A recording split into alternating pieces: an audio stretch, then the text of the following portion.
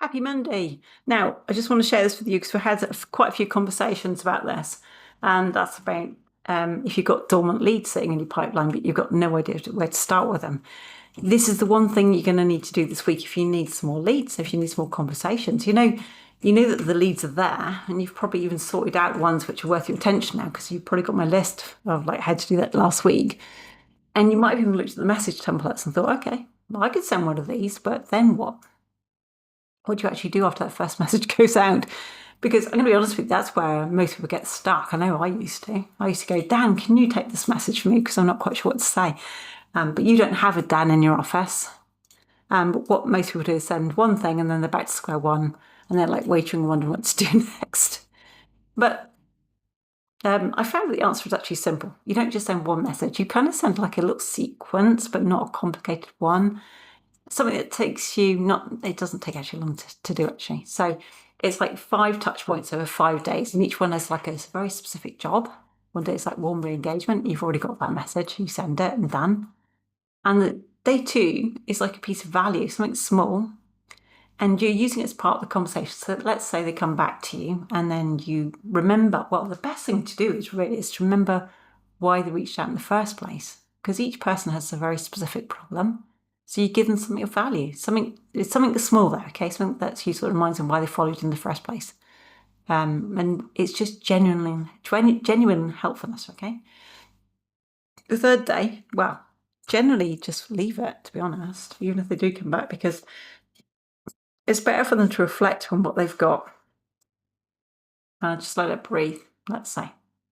This is actually really important because even Laurel says that she leaves her leads like a few days in between, mainly because she's busy and she can't quite, do it all in one go. But the other thing is just that there is no rush. There is no rush, okay? And the day 4 or 5 tends to be like a gentle check-in. Are you all right? How did that go? Something that still says that, I'm here if you need me. There's no rush. Here when you're ready. Sometimes I actually leave this up to a week, to be honest, guys. Usually because I'm really busy. And I prefer them to get the piece of value on when after we've engaged with each other. And then let them sit with it. Because a lot of times when they first get it, they'll go, oh, no, I've got this problem, not that problem.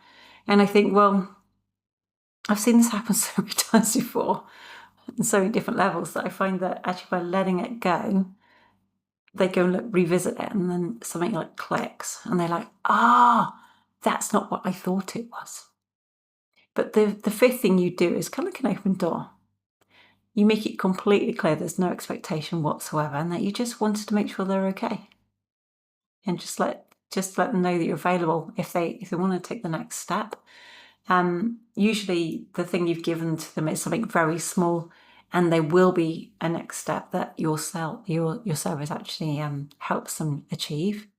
And a lot of the times they just need like reminding that you've got what they need. Okay.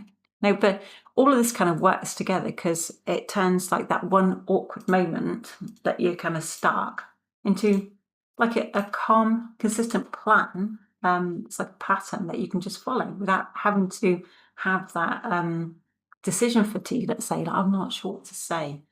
And also patterns build trust. You think about it, that lead's kind of heard from you a few times now, and not once did it feel like you were chasing them. It felt like you were showing up, showing empathy, and just there to help, And by showing consistency, it really is a really big thing that separates most business owners who convert dormant leads from the ones who don't right now. I've actually mapped out what those 5 steps look like and what you'd send and why you would send it at different moments. You actually have to adapt it for your own business because each business is different, but it's just a single page with a few words on. And I think you could just use that and immediately see the whole path and adapt it for your own business. So if you want that, just drop the word sequence and I'm happy to send that over to you.